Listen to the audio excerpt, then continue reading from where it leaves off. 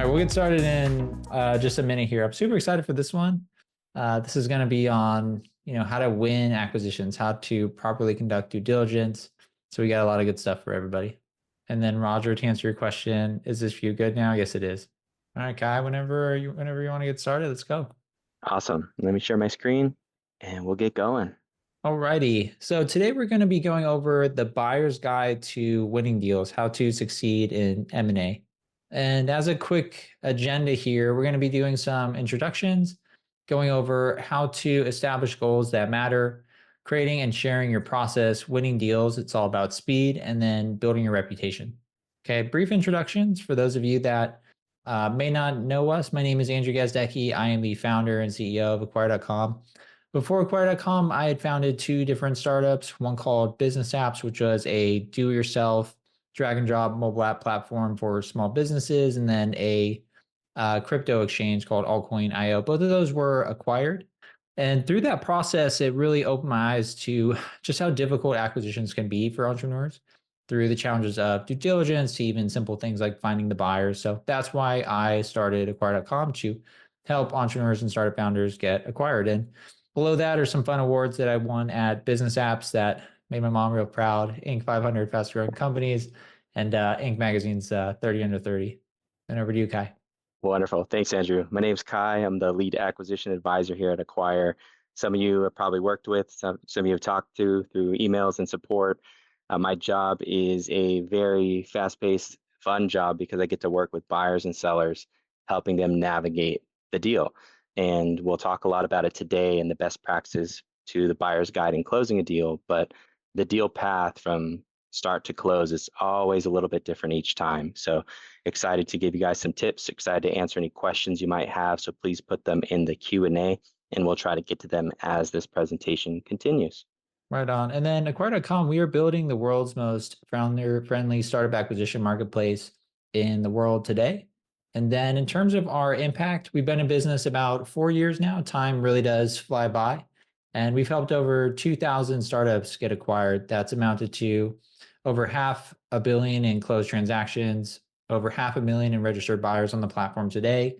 On the marketplace, you can find over 2,000 startups available to be acquired. And then we've served over 100 different countries. So truly a global marketplace. We have buyers and sellers in pretty much every country you can possibly think of.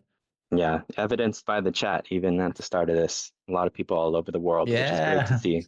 Again, one of my favorite parts about these webinars is just being able to speak with so many different people in so many different regions all at once. Awesome. All right, let's get started. So in terms of the buyer's guide to closing deals, we're going to start with establishing goals.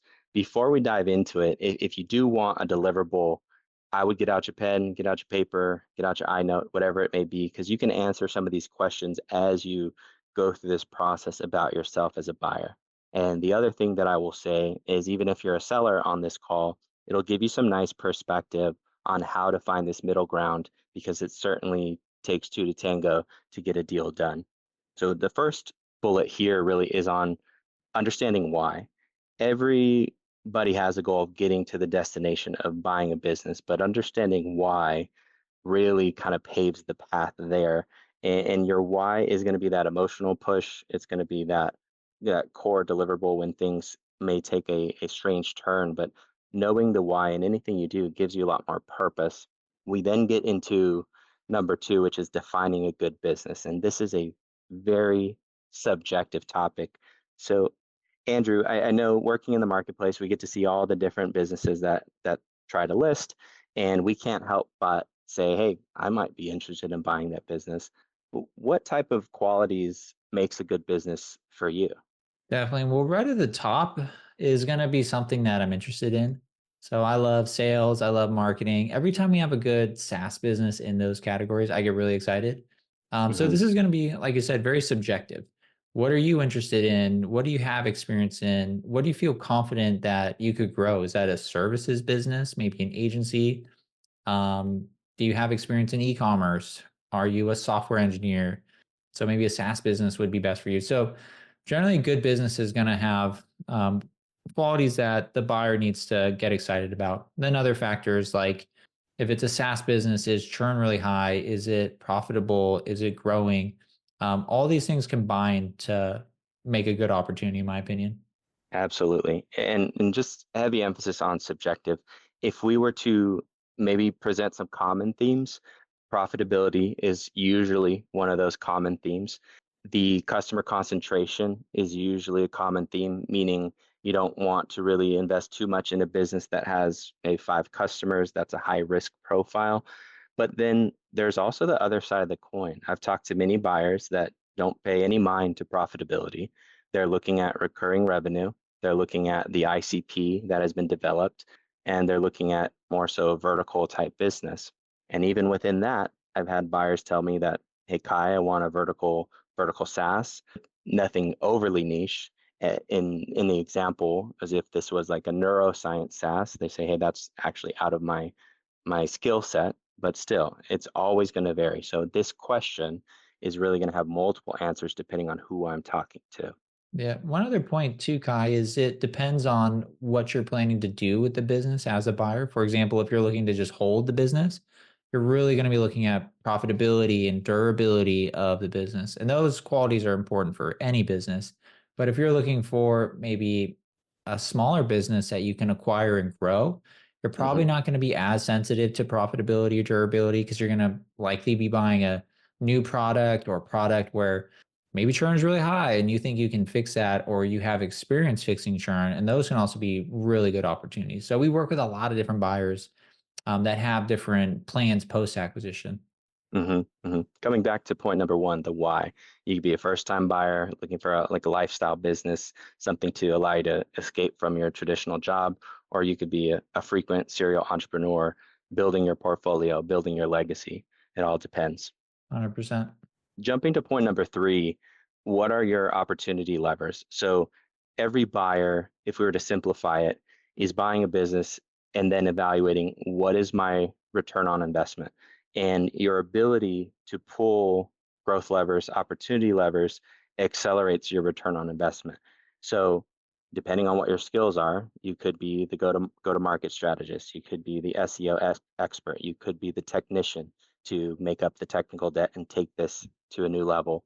Your opportunity levers are really going to help you further define how you fit. The one question I have for you, Andrew, is in your previous exits, did you have much emphasis on what the skill sets of the buyers were, or was that not a priority to you at that time? No, definitely not. So business app sold to a private equity firm. So they had a Hmm. whole team of, marketers, salespeople, pricing experts, you name it. Hmm. Um, the other business was sold to a strategic buyer who had well, I guess, yeah. I mean, the strategic buyer, they had a deep, deep expertise in the regulatory compliance part of that business. And that was Right. really attractive. So that got me really excited because I knew what I had built was going to be in good hands. Um, so to answer your question, yeah, actually, now that I think of it. Yeah, absolutely. I would say too, getting to point four, what deal structures can you support? If your deal structure involves any sort of earnout or any sort of rollover equity, the seller understanding what your opportunity levers are is even more magnified because the likelihood of that earnout being achieved or the likelihood of the benefit of staying on with the company is enhanced by whatever opportunity levers you can pull with success.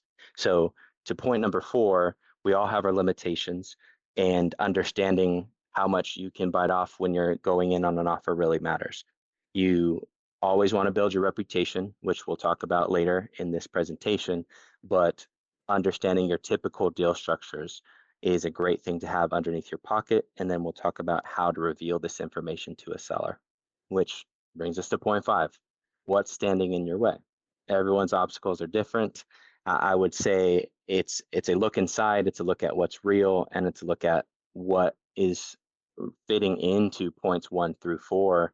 But Andrew, when it comes to what's standing in your way, do you feel like there is a leap to take if you're a first time buyer, or is it something that you can methodically pave the road to becoming a first time buyer and onward? Absolutely, especially if you're looking at, a larger business. It can be nerve-wracking, you're putting a lot of capital at risk and, not many people want to take large risks with large sums of money. Hmm. One piece of advice here and I give this often, is if you're looking at potentially acquiring a larger business, let's say you have your the reason your why is you want to become an entrepreneur and you want to do this through acquisition. And a good business for you is one that ideally replaces the salary that you make at your job today, as just one example. So you're an individual buyer looking to become the CEO of a business or acquisition. You're probably going to need to acquire a pretty big business, assuming it needs to net 200,000, 300,000 profit to make it attractive. Hmm. Before you go and you do that, I would recommend acquiring a smaller business. So you gain that experience, you walk the steps of due diligence, take everything as serious as it'd be a multi-million dollar transaction, and maybe you're buying a 20 to $50,000 SaaS product or something like that to give you that confidence so you don't feel like you have, these huge experience barriers standing in your way. Yeah, that's a great point. Really take a modest approach. No one wants to jump in the deep end and find out that they can't swim, and no worse way to do that than financially. That's a great analogy. No, you do not want to find out you can't swim when you're in the deep end. All right, let's move to the element of communicating your process. This itself is probably the most logical thing we'll tell you today, but it is the most overlooked in what I see in my day in, day out in the marketplace. There is this concept of we as individuals know who we are, know our pedigree, know our skills and capabilities, but the person on the other side that we're talking to does not. And sometimes we forget that. So if we were to jump into the shoes of a seller, sellers are concerned that people are there to waste their time. People are there to just gain knowledge, free knowledge, and then maybe try to create what you've built. And to remedy that, it's really important to communicate what we've just talked about. So communicating your background and your goals. And this is items that you can do within your profile on Acquire, but you can even send an intro message. And that's a great way to establish yourself as a prime candidate in the seller's evaluation queue. Thanks to Andrew and the team, we've built a lot of tools around this. So you can verify your identity safely and securely. You can verify your funds with our finance team also safely and securely. And you can provide your LinkedIn profile. If you have hesitations around this, I want you to think about again being in the seller's shoes. Sellers are looking at multiple buyers at a time, on average 30 to 50 NDAs. In some situations, we're up in the hundreds. And so, to be cautious with what you built, you really need to make sure you know who you're talking to. So, imagine I'm a buyer, you see my profile, but I don't have a verified identity. I don't have any verified funds, and you're asking for a million in asking price, and my LinkedIn URL doesn't route anywhere. How does that make you feel, Andrew? Not good. As a Yeah, buyer, you want to be instilling confidence. Because like you said, a lot of sellers are, their guard is up and they want to know that you have the funds. They want to know that you're a real person. They want to be able to look at your experience and get excited about chatting with you, answering your sensitive questions. And yeah, if you have a broken LinkedIn URL and maybe your picture is not professional looking, that doesn't necessarily instill confidence, unfortunately. right, right. Again, logical, common sense often skipped, and maybe it's just the lack of knowledge that you can do these things. We're here to help you do these things to make your buyer profile more credible, to help you win deals based upon your reputation, your up forward reputation alone. I want to Definitely. talk a little bit about the verified funds element. There is certainly the ability to verify funds with our finance department. At the same time, not every buyer transacts through the cash they have on hand. So if you see a buyer with verified funds compared to a buyer without verified funds, what's your best advice on how to go about finding out if that buyer is capable of moving forward on this deal if it's a good fit?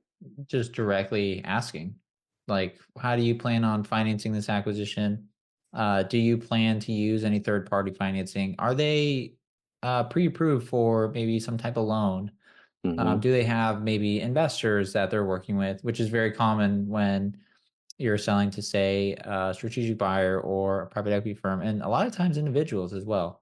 So just directly asking, I think, is the way to go. Yeah, it can often be the elephant in the room talking about funds and valuation, but it's part of the process. It's a necessary box to check off. And again, from the seller to the buyer, it's not the do you have the money question. It's how would you fund if this is a good fit question. And that slight change in wording is, I believe, much more acceptable and could probably be less offensive in some cases. Now, we get to the bottom half of this diagram and we talk about sharing some of the details that you identified in your goals. So sharing your evaluation process up front. I see a few buyers do this, and the ones who do this are the very credible, the very fast moving buyers, but they actually sometimes beat the sellers with an intro message. And they say, hey, this is Kai, this is who I am, this is my pedigree, this is typically what we're looking for and why. And we'd like to see documents XYZ, and we can really have a decision in a couple weeks. That type of a buyer, if you know your strategy here, is the buyer that's going to most likely win the deal because you know exactly how you evaluate companies. You're giving instructions on what you need in terms of early diligence, and it just really sets the tone where others may be laggard and standing behind. So these types of buyers, I want every buyer to start thinking about what typically do you like to see? And then on the seller side, we and my team are advising sellers to have these documents ready to go and being prepared for these types of asks. So sharing your process is a very core element of getting a deal done. That goes into the final thing. Tell the sellers what you need to make an offer. Do not be the buyer, do not be the seller that fails to communicate. If you get to a point in your evaluation process where you're no longer interested, I would just tell them, hey, based upon these findings, it's not a fit for us. We're going to move along. You have the courtesy to provide some feedback that only helps the seller. If you think about this, it's a very emotional time to be a seller and sell. It's a very emotional process as a buyer. And to speak to that emotion, Andrew, you've sold two companies. These are companies that you've built from the ground up. How much emotion goes into this, and how much kind of mind games can be played with you if there's a buyer who's not communicating, maybe communicated early and then stops communicating? What type of emotional toll does that have? Oh my gosh, it's huge. It's absolutely massive. The sale with business apps specifically, there was a period where I thought the deal was gonna fall through because it went silent. Mm-hmm. The buyer had mentioned they were going to assign a operating CEO to the company, and that operating CEO was having some doubts about, I believe it was the pricing strategy that we had. No, no, no. It was the amount of customer support tickets that we had. And then it Okay. just radio silence. And during those times, I remember one night I like barely I didn't sleep. The other nights I barely slept. Because what's happening is, your goals and your aspirations are kind of being dangled right in front of you. A Mm-hmm. lot of entrepreneurs like myself, they'll build businesses to hopefully one day sell them. And when that day finally comes, to have that, goal feel so close and then be pushed back a little bit, it's hard. It's rough to deal with. And I know you work with a lot of sellers Yeah. that are going through that same thing. I talked to one this morning that I was telling you about. But yeah, it's a roller coaster for buyers too, but definitely for entrepreneurs and sellers. Yeah, it is the emotional roller coaster. It's the high stakes chess that has been compared to this from a mentor of mine. I would say this too, as a seller and a buyer, if you're ever met with lack of communication, it is a mental test because it starts tempting you to question what's wrong with your approach, whether that's what's wrong as a buyer if you got second place on a deal, or what's wrong with your business as a seller if a buyer decides to bow out.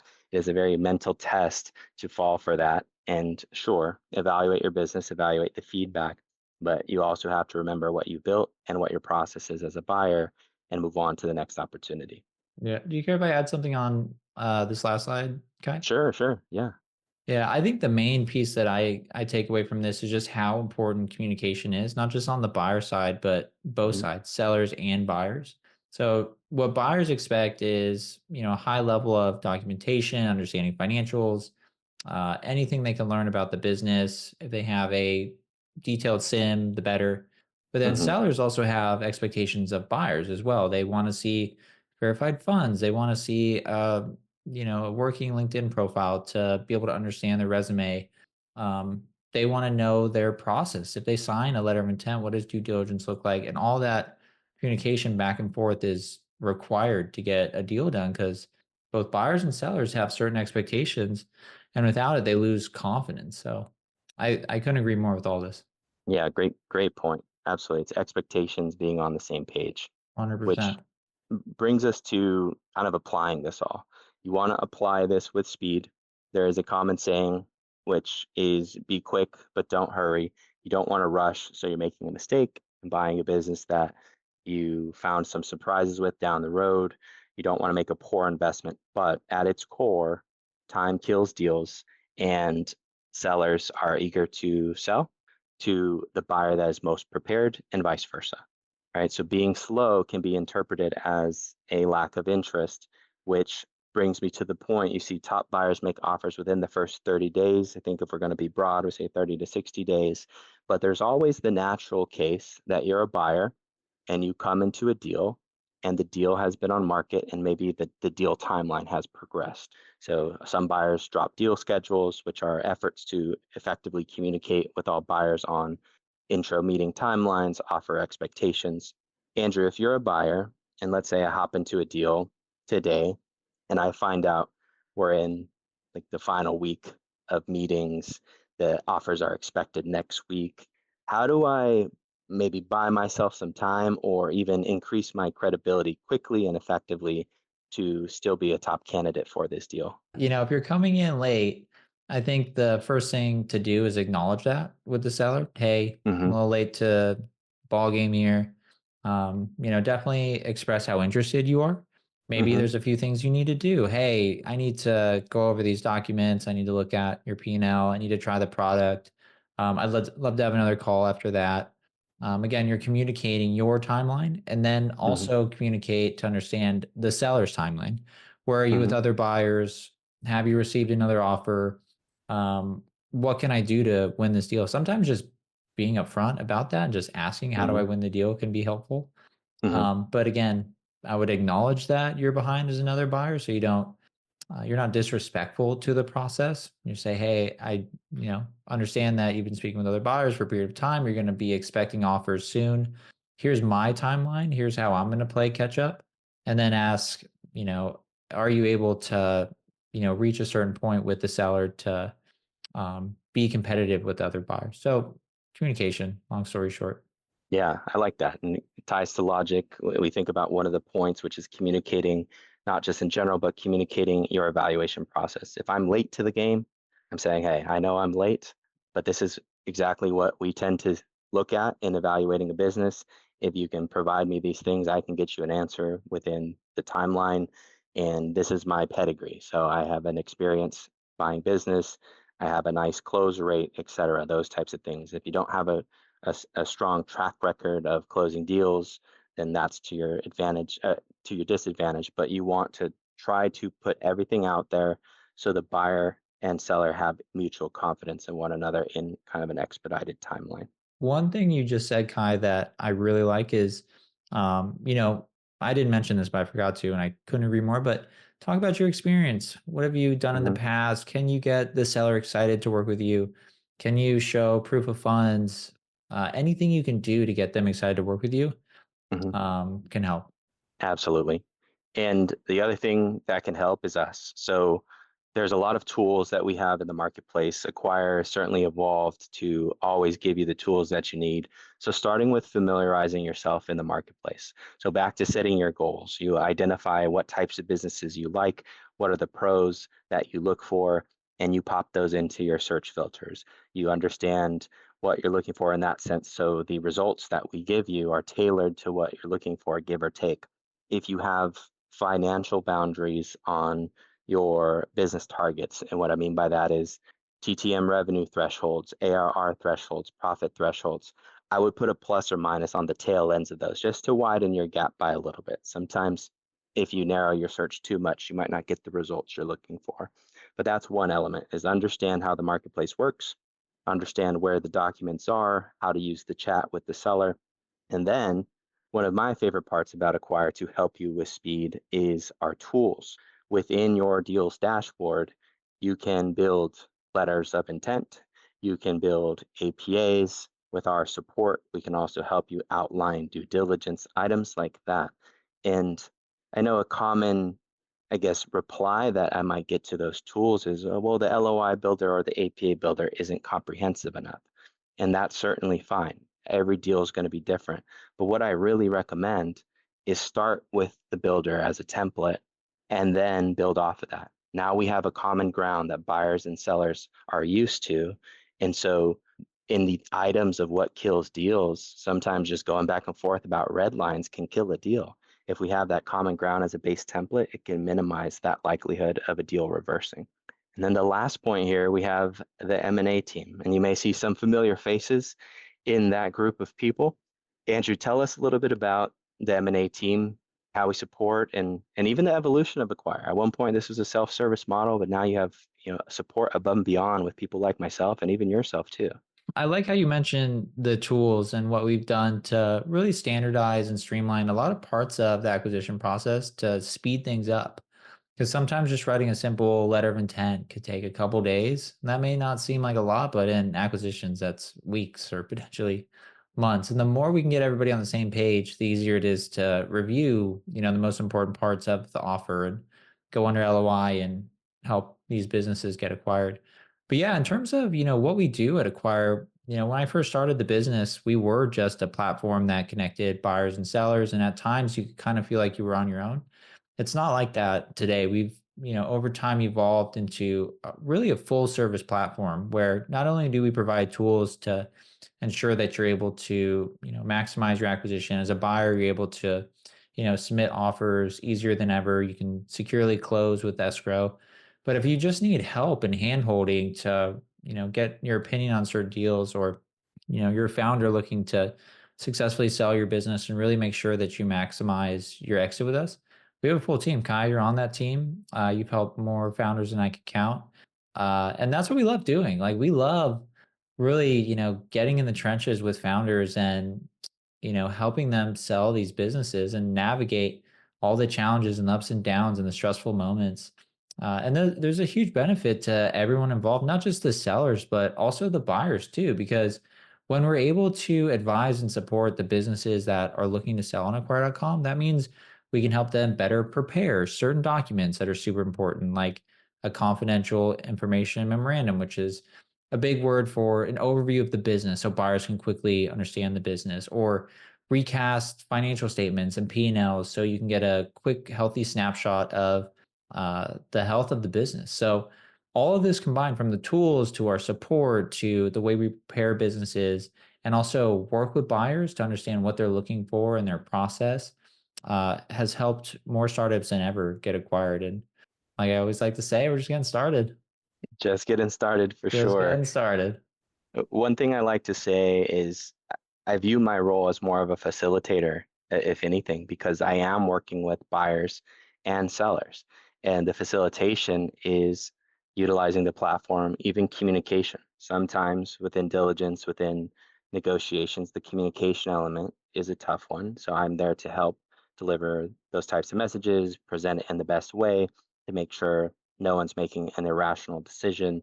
And also encourage on the seller side that to allow a buyer to move fast on deals, it's not just the buyer presenting their asks and their timeline, but it's also the seller being comfortable sharing certain documents, having documents in an order, being honest about their expenses and making sure that there is a clear viewpoint on what is the gross profit, what is the seller's discretionary earnings, what is the net profit, really making sure that both sides are working together to expedite the timeline within a deal and how it can happen.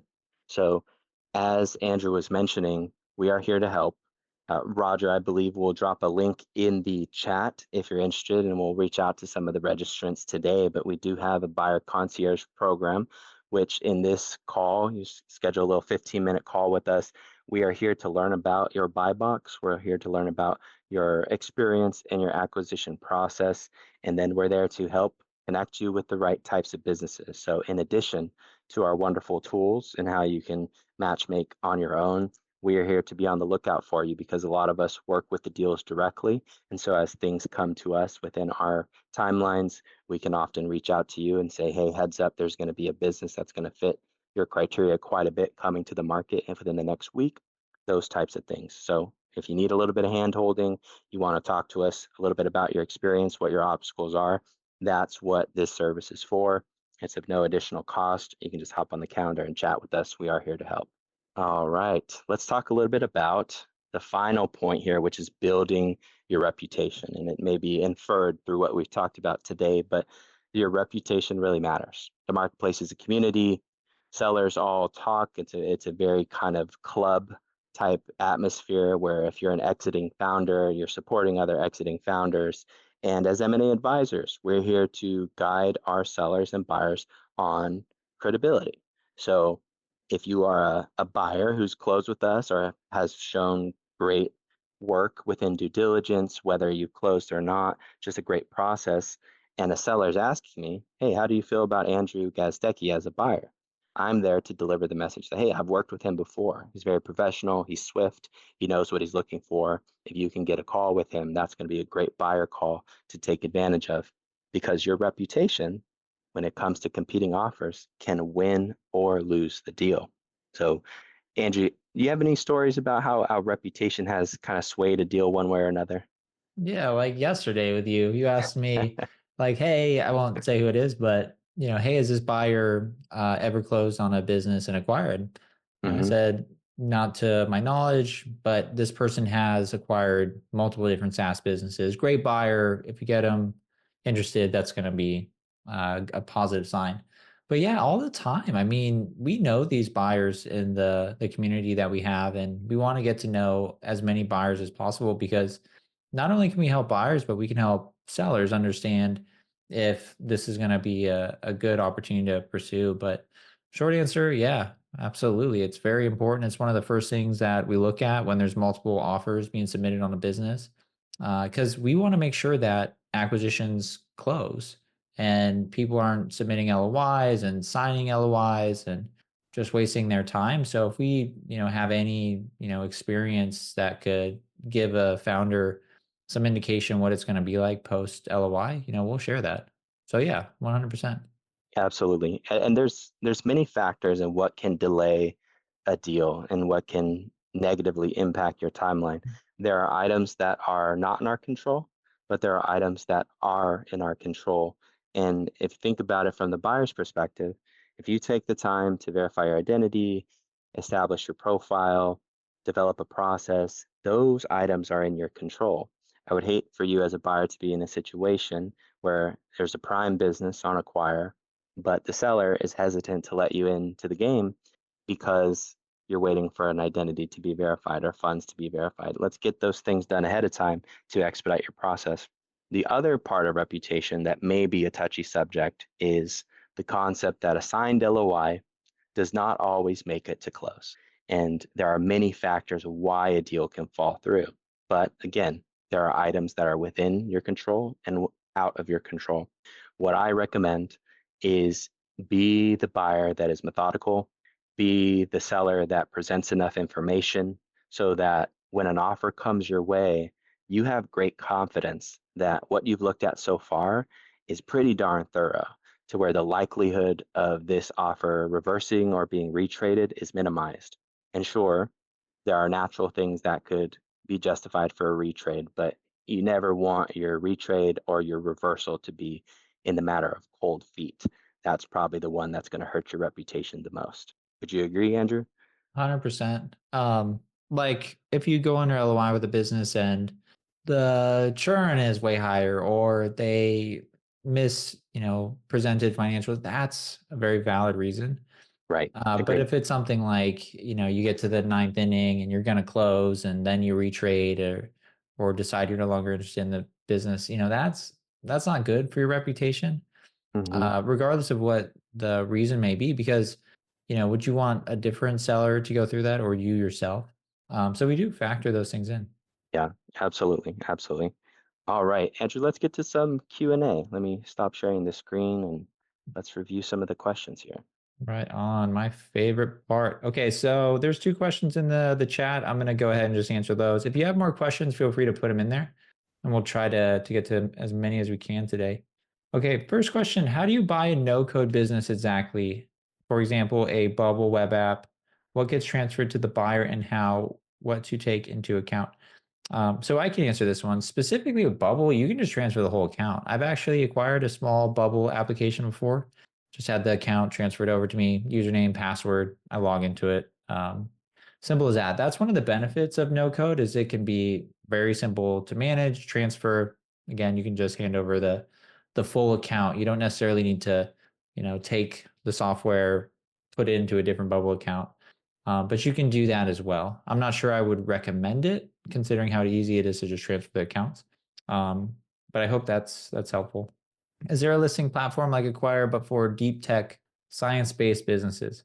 I don't know. I would say, maybe try listing. If you have a deep tech, science-based business, feel free to list it on Acquire. We'll take a look. Um, but yeah, I'm not too sure about that one. Okay, Guy, you ready for your first question? Yeah, throw it at me. Okay, how can I prove my credibility to sellers, especially if I don't have much experience buying businesses? It's a good question. A great question, and probably a common concern. Like, how do I compete with the 5-time acquiring buyer over here if I'm a 0-time acquirer? I think what it comes down to is making sure that you don't set yourself up for a history of backing out of deals. It's very natural to get cold feet as a first-time buyer, but if you put yourself in a position with all the avatars for credibility that you can do on the platform, so identity, financials, etc., communicating your process, but then also having enough calls with the seller prior to offer that you feel really confident about the offer that you're putting forward, that's going to win deals. You'll often get asked by a seller prior to signing, do you feel like there's any chance that this offer won't make it through? And it's a weird question, but it's a valid question. And if you can answer that with pretty pretty strong confidence and say, hey, as long as there's not a financial discrepancy or some sort of surprise metric in churn, then yes, I feel very confident. That's point number one in building your reputation onward and outward. I don't think I would add anything to that answer. Yeah, I think just covering the basics. How are you going to pay for this transaction? Can you verify the funds you have on hand? Make sure you verify your identity. Be credible in terms of presenting yourself. Are you able to show a past history of experience in operating businesses like that you're looking to buy? I think can go a really, really long ways. Okay, next question. I'll be taking this one. Do I need to have a clear strategy before I reach out to sellers, or can I figure it out as I go? You can figure it out as you go if you want, but you're not really going to instill a lot of confidence in sellers. For example, if you're signing an NDA to review a multi-million dollar business, and then the seller says, why are you interested in my business? And you say, oh, I'm just looking around. That's not going to make them really excited to work with you, even if you are able to transact on a business of that size. So yeah, I'd highly recommend having at least just the basic outline of your strategy. For example, you sign an NDA for a specific type of SaaS business of a certain size. You're able to tell the founder of that business, I'm looking to acquire a SaaS business like yours that generates a similar amount of profit each month in your specific industry. Now, you don't need to have every aspect of that part figured out, but at least knowing what you're looking to acquire is a requirement, in my opinion. Mhm. Kai, would you add anything to that? Yeah, I would just add it in terms of what we spoke about today, answering those questions 1 through 5 at the start. These are kind of to set your boundaries, your guidelines. Things are going to change as you dive into the business. So as Andrew says, you can go in with a little fluidity to this, but have your guidelines at least on kind of what your strategy is going to be. Definitely. Okay, next question. What are the best ways to negotiate a deal without causing friction or delays? Over to you, I think Kai. that, yeah, I think the best way is to have some sort of science and math to your evaluation. If your evaluation is based upon ARR, is based upon net profit, whatever it may be, it's good to communicate that in your ultimate offer. My offer is 3.5x of profit. And then as you go into negotiations around the price, if that is to dip, you have some basis to negotiate the price if there was a dip. Now, there are negotiations throughout the offer, such as non-compete, such as post-closing services. Those types of negotiations, I would say to have upfront ahead of time. Just say, hey, here's my offer. I do want to define a couple points just to make sure we're all on the same page. Lead the conversation with, I'd like to have this conversation now so we can make this work. So that kind of goodwill is fueling the negotiation point, which is natural and common in deals to negotiate the terms of the non-compete, the terms of the post-closing services. Better do it now than have it at the gates of the APA, where that's going to be the thing that stalls you. Definitely. Everyone's going to have their non-negotiables, both buyers and sellers, price that you're willing to pay at the most. And for sellers, there's going to be a minimum that they're even going to consider. So I agree with Kai being able to negotiate your non-negotiable points up front, your deal breaker points. One other thing I recommend during really any negotiation on those points, do it over a call if you can. You can write it out in an email, but generally, if it's done live, you can get through a lot of the negotiations rather than dragging it out over a couple weeks. Get out your all your main points. Moving on to the next question, what basic tools or resources can help me streamline the acquisition process? We touched on this earlier, but I would say the acquire.com tools. So everything from submitting a letter of intent to drafting an asset purchase agreement, securely closing with escrow.com or our other escrow partner, SRS Acquium.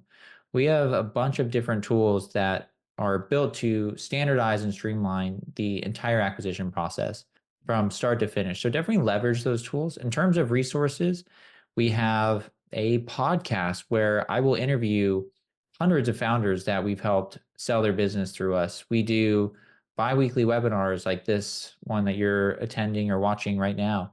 We have a full resource center with a number of different pieces of content that we either written or recorded, ebooks. So we have tried to write essentially the book on startup acquisitions.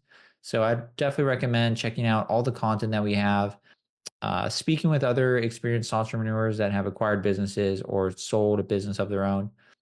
All of these resources can be of huge help if you're just looking to start into entrepreneurship through acquisition. How fast should I be moving from the first contact with the seller to closing the deal? Well, this gets into time kills deals.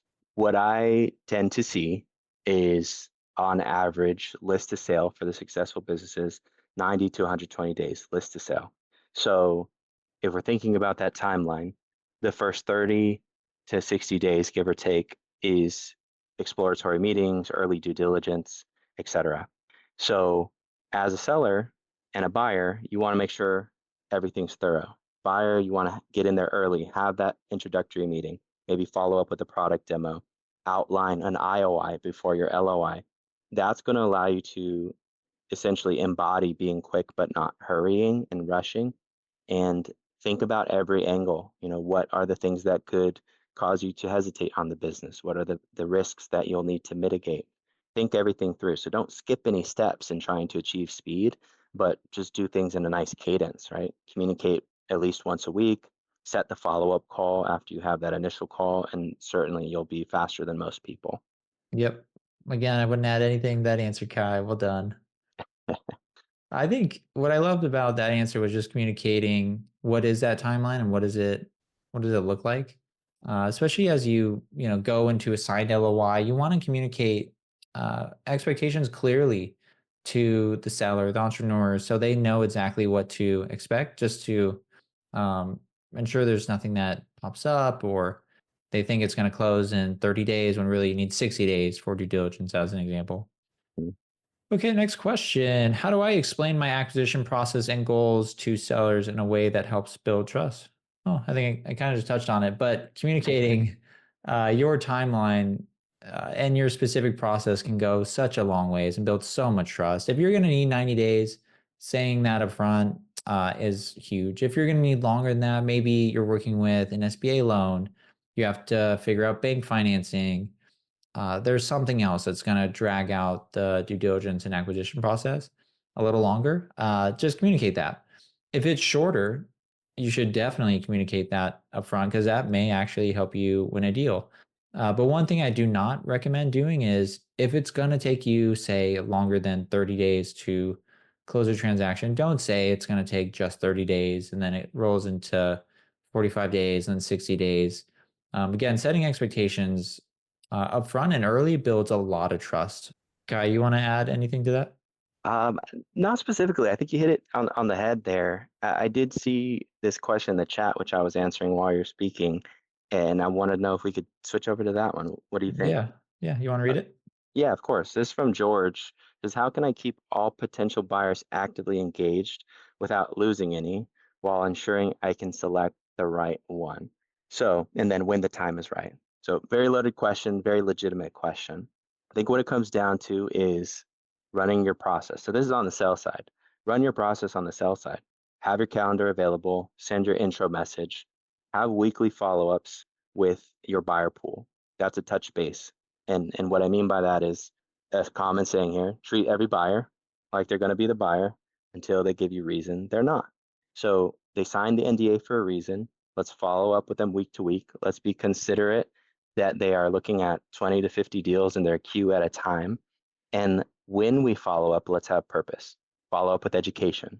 So Q&A, updates with what's new in the business. At the end of each month, let's follow up with a financial update. And again, your calendar, trying to get people to bite that will bite. And then when it comes to making the decision on what's right, consider a deal timeline. If you have good activity, the purpose of this deal schedule or the timeline is not to necessarily spark competition, but more so establish a fair playing field and an equal playing field. So the ones that are interested can perform underneath that timeline. You always have to try to ignore the grass is greener on the other side. If you have a good offer, a reasonably good offer, try to ignore, well, what if another offer that I don't know about comes about in a month or two? It's a very risky road to go down. Nice. One thing I love that you just said, Kai, is when you follow up, make sure to include new information that is going to be valuable to buyers. I do not like in sales and acquisition, really in anything, when follow-ups just say, "Hey, I'm following up. Hey, how you doing? Hey," add something in there. It could be, a list of questions from other buyers. It could be a favorable press article of the business. It could be updated monthly financials. It could be anything, really. Any additional piece of information you can give buyers to loop into the conversation, give them a reason to respond back to you, schedule a meeting, whatever you're looking for, is the way to go. And then, like I said, using tools like Deal Schedule to manage the timeline with other buyers. All these touch points really add up to a really, really good process and a great experience for other buyers. And I think the most important part of all this is it allows you to really ensure that most of your offers are going to be coming in at the same time. And the advantage to that is it allows you to properly negotiate against each offer. For example, if you get all the offers in on, it's called a Wednesday or Thursday or Friday, you're able to tell other buyers, hey, I've received an offer. I'd like your terms to improve in this way or your valuation, whatever it may be that's really important to you. It's just such a great way to maximize your acquisition is, continuing to communicate with all buyers, controlling the timeline, and ensuring that these offers come in at the right time and buyers know that timeline so they can act accordingly. So, Kai, that was a great answer. Thank you. All right, we got a few more questions here, and then we're gonna wrap it up at the top of the hour. But Kai, this one is to you. Why do deals tend to fall through, and how can I prevent that from happening? Great question. There's so many ways a deal can fall through. It's scary if you don't have any guidance thinking about it.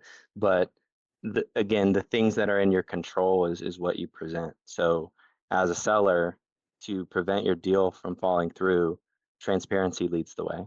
The facts and even what's wrong with the business will not kill the deal.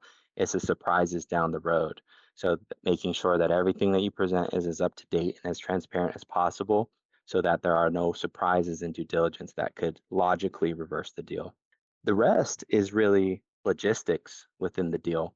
And here at Acquire, we have the ability to help facilitate the deal. So having form builders, having escrow provided, having people like myself facilitate and communicate throughout the deal with you really minimizes some of the pitfalls that can happen with lack of communication, even just assuming that the buyer is going to do this when they're not.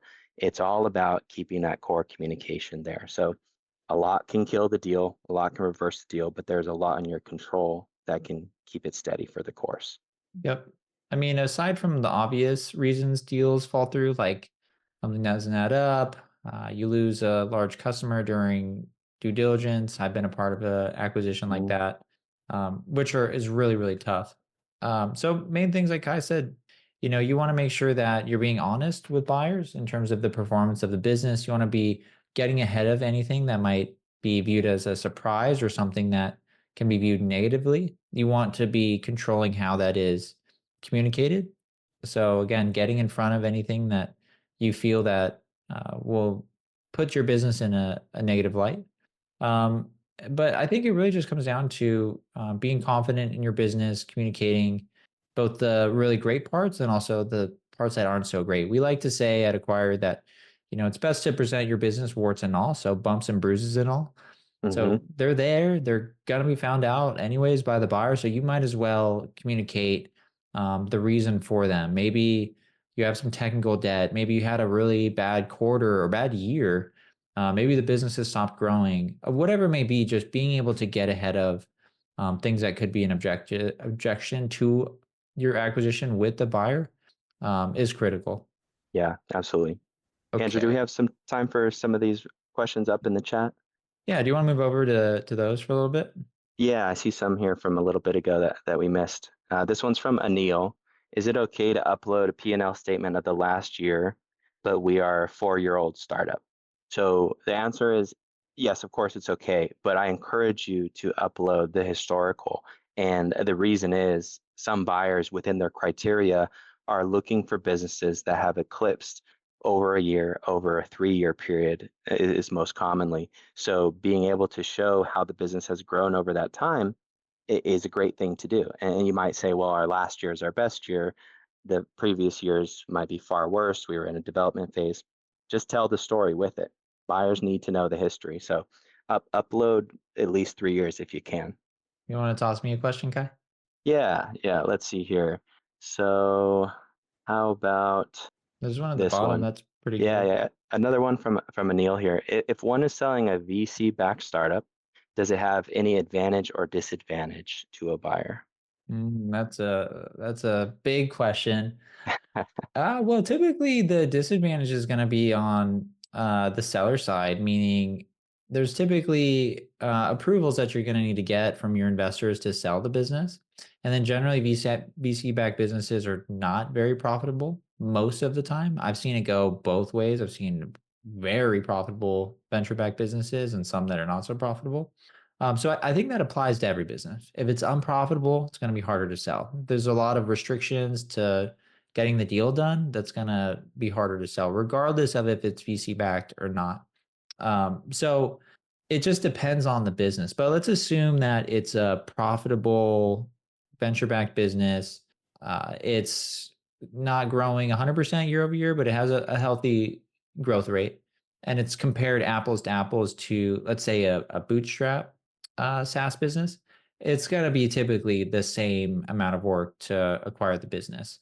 VC-backed businesses will generally require a stock purchase agreement, while bootstrap businesses can be sold under an asset purchase. Asset purchases are more advantageous to buyers. But again, if everything is apples to apples and they're both able to facilitate and get approved an asset purchase rather than a stock purchase, so they're not selling liabilities to the new buyer, they can be completely the same. And we worked with both.